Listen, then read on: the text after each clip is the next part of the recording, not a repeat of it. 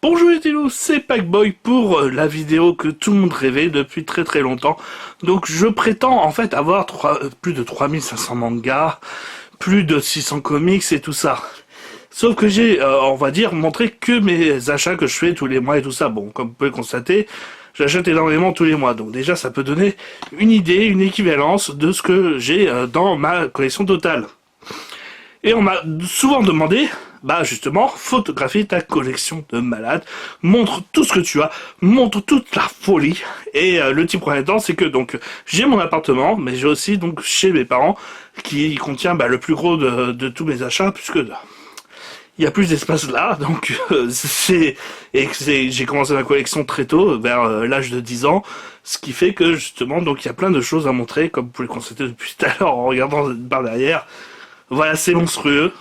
Il y aura pas que justement dans cette chambre, mais en fait, en gros, donc voilà, je voulais faire cette vidéo depuis longtemps, certes, mais il y avait un truc qui me gênait. Déjà la durée de cette vidéo qui va être monstrueuse. Ah, pardon, et donc que je vais découper en plusieurs parties. Donc il n'y aura pas d'anecdote cinéma ni de droit Trivia Tokyo pendant quelques temps. Comme ça, je vous mettrai plutôt des vidéos de ma future grosse collection. Et cette vidéo sera coupée en plusieurs parties pour que vous vous ennuyez pas et que vous puissiez tous tout voir et tout subir, tout supporter. Bon, donc je suis chez mes parents, là j'en ai profité justement pour me dire, bah tiens, je vais filmer cette vidéo collection, sachant que je dois filmer aussi à mon appartement, ça j'ai pas encore fait, et tous les autres endroits où en fait il y a ma collection mais qui sont pas dans ma chambre, parce que bon, comme vous pouvez constater, voilà c'est le bordel, c'est le bordel. C'est le bordel, il y a trop de trucs, il y a trop de trucs, il y a partout, il y en a partout. Et là où vous dites, oui, bon, voilà, il y en a partout, effectivement, mais c'est pas un grand appartement, grande chambre. Bon, bah, regardez, en dessous le lit, regardez, en dessous le lit, il y a au moins 3-4 cadeaux, hein. Ça se voit pas, hein, ça se voit pas, il y a le lit. Et là-bas, en fait, c'est 4 ou 5 rangées de mangas qu'il y a au fond, enfin voilà, un petit peu partout. Donc je vais pas tout vous présenter, parce que bon, faut dire la vérité. Je suis désolé aussi pour l'image, je viens de voir, voilà, vous aurez une image un petit peu dégueulasse, je suis désolé, mettre des projets ici, c'était quasiment mission impossible. Mais vous allez pouvoir voir en fait à peu près tout ce que j'ai. Certains passages, je m'arrêterai dessus pour vous en parler. Des petites anecdotes et des trucs comme ça. Donc on va pouvoir commencer. Hein, je pense qu'on peut commencer effectivement à parler. Comme vous pouvez le voir, en fait, donc il y a beaucoup de VHS entre autres. Alors on va commencer même en montrant par le haut. Voilà. Oh, c'est monstrueux. Voilà. Donc là, vous pouvez regarder l'école des champions, cette VHS. Vous voyez que j'étais fan de Damned avant même que ça soit populaire grâce à la Flanders Company. Vous voyez des VHS de Damned X, Damned Next et tout ça. Vous avez le coffret de Jojo des OAV, tout ça. Là aussi, c'était avant que ça devienne célèbre par la série télé, des Third Little. Pas mal de DVD japonais que j'achetais chez Konsi. Donc c'était des versions HK. Voilà.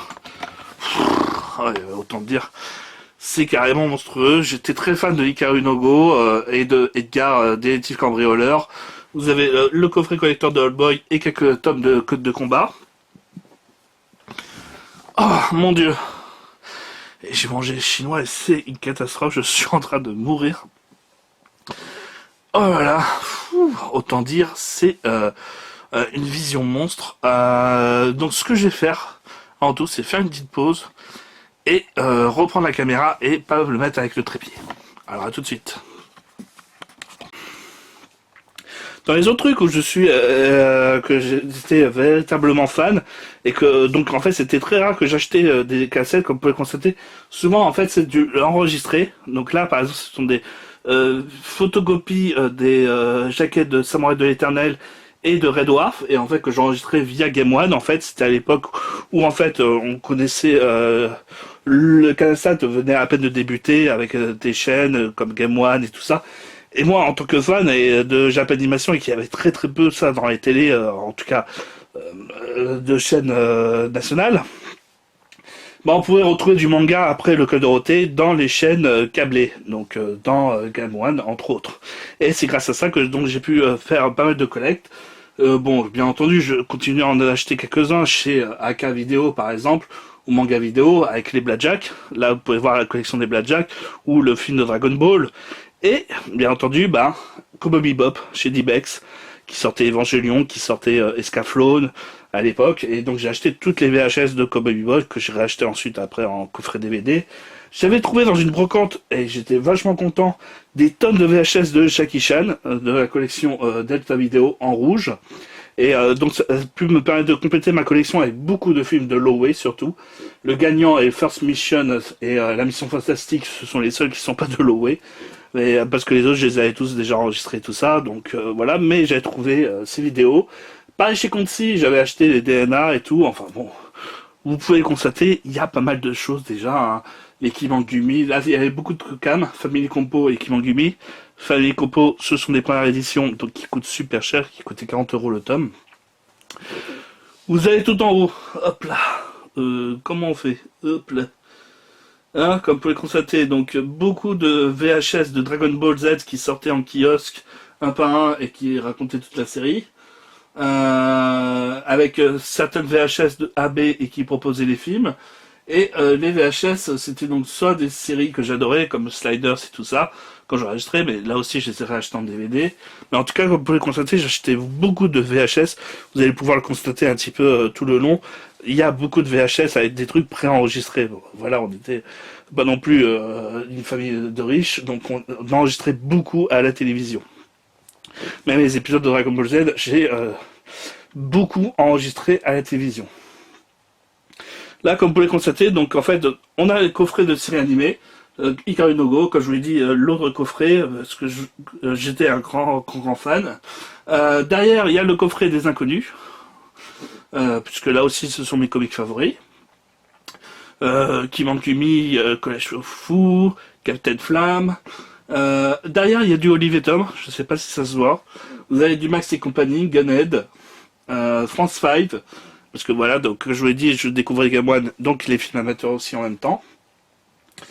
Qu'est-ce qu'il y avait d'autre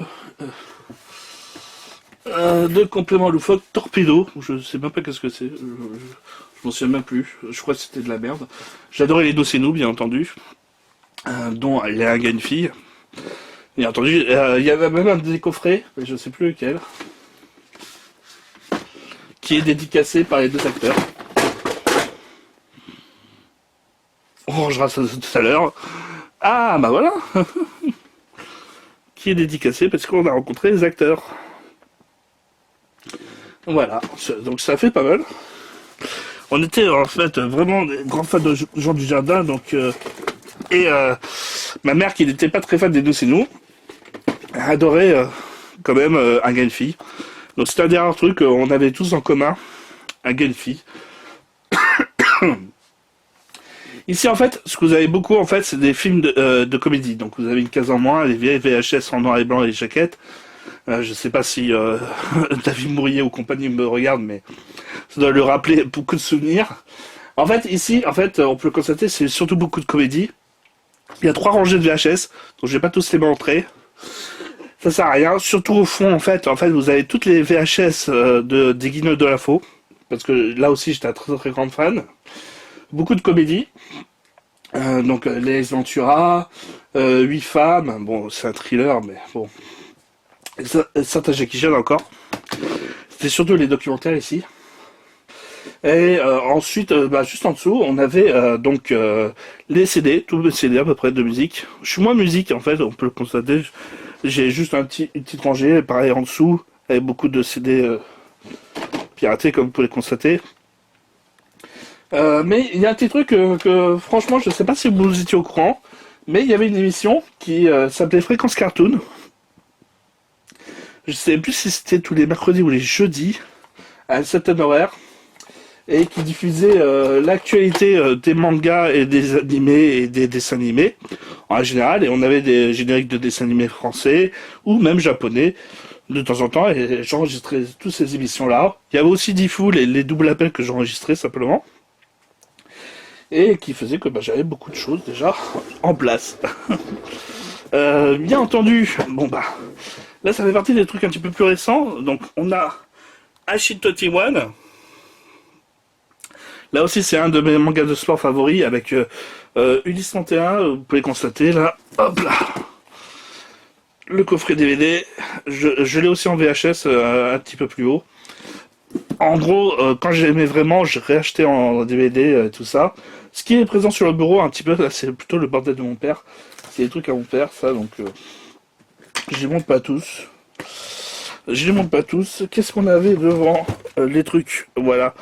Alors là, c'était ma collection de jeux Super NES PC. Donc vous pouvez constater, hein, mademoiselle, j'étais un grand fan. On les avait tous. Hein. Les jeux Super NES, hein, les petits menaces. En gros, pour vous expliquer, pour les consoles, j'ai jamais été non plus un grand fan, mais je les avais presque tous. De l'Atari jusqu'à la PlayStation 4, en fait, je les ai tous, sauf les consoles de Microsoft et les consoles autres comme N-Gage, Nokia et tout ça. Mais Nintendo et Sony, en fait, les deux constructeurs que j'achète le plus, je les avais tous, leurs consoles. J'ai tous leurs consoles. Il me manque juste la Switch, que j'ai pas encore acheté. La Wii U, je viens juste de me l'acheter il y a peu de temps. J'étais aussi fan de Baki, donc voilà, on présente là-bas. Comme vous pouvez constater, hein, c'est un petit peu le bordel, mais en fait, hein, c'est vraiment le système D. On essaie de trouver de la place où il y en a. Voilà.